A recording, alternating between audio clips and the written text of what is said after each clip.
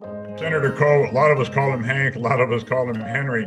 We first met at the University of Wyoming, where we were both students trying to get it all together in our young lives. I had no idea that later on in life, Hank and I would have this tremendous relationship relative to working so hard for our constituents in the great state of Wyoming.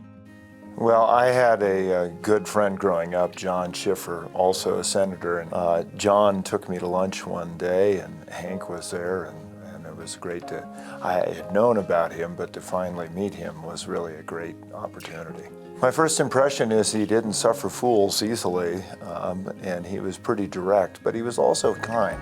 And my impression of him was that he cared a lot about the state. You know, one of the things that stands out to me is that so many people came up to me during my first campaign, and they said, you know, when you get to the state Senate, if you need to look up to someone, pay attention to what Senator Coe does, and if you stick with him, you can't go very wrong. And of course, that proved to be true all the years that I was fortunate enough to work with him.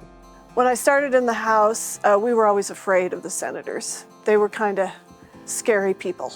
But soon we became good colleagues and friends. We bonded over our shared dislike of standardized testing in education and our shared love of education. Well, Senator Hank Coe and I, when we first met, we were actually on opposite sides of a bill. We were fighting like, you know, cats and dogs. It was a big, contentious issue. He came to me, I was just a rookie legislator, and he said, well, you seem pretty interested in this topic. You know, I'd appreciate it if you'd work with me on building an education accountability system. I learned a lot about Hank at that point in time, that he was a man who wanted to do what was best for the students of the state of Wyoming and to get things done.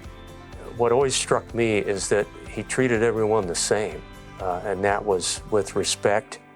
The way he conducted the meetings, everyone felt welcome, everybody felt listened to. You know, as a lobbyist for the energy industry, you know, sometimes elected officials look at you with, you know, kind of a jaundiced eye, but Hank was very good about sitting down with me and listening to what I had to say, asking great questions. For Hank, it's all about the relationship and building relationships with people.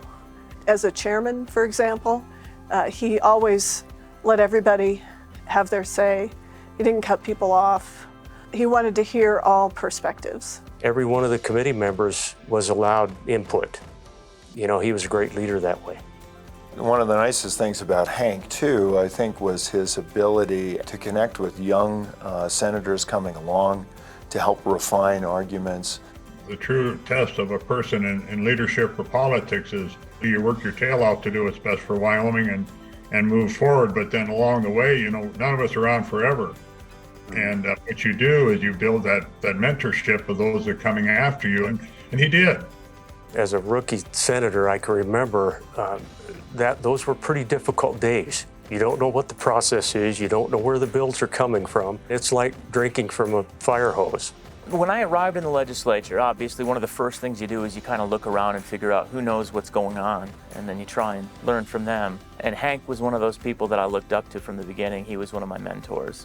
All you had to do was to go back there to Senator Coe's part of the Senate chamber, and he was quick to help, and he was always approachable, and that meant a lot to so many fellow senators. He was old school, which meant that when we all got together in the legislature, there were no D's and there were no R's. We were just all legislators. When I got cancer, he was one of the first people to call me once the news kind of got out, as it tends to do. Hank never left anybody behind. I remember the days when we'd be in a heated debate over a certain issue. Senator Coe always had a way, when he stood up, everyone turned around, and he had a way of just taking the white caps off the water, calming the room down, and getting us back on track. Hank could be able to connect with everyone, and so I think his ability to keep a bead on what's important, as well as his ability to communicate with people from all walks of life, was one of his real talents, and I hope that Wyoming never forgets that. Seeing how he led through positivity and through building teams and collaboration. Seeing how he led through friendship and through loyalty. Those are things that I want to model for the next generation of legislators. And I tell stories about Hank Coe and talk about the characteristics that made him a great leader in the state of Wyoming and for the people of the state of Wyoming. Everybody in the legislature, the staff, the people who appear before committees, it's all one big family.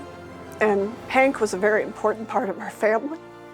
Senator Coe was a statesman, and statesmen and stateswomen are in short supply these days.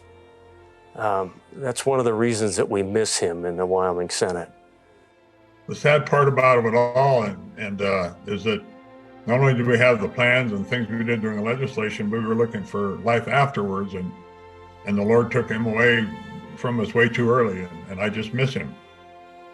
When you lose someone who's that much a part of the institution, you know, the institution's not the same.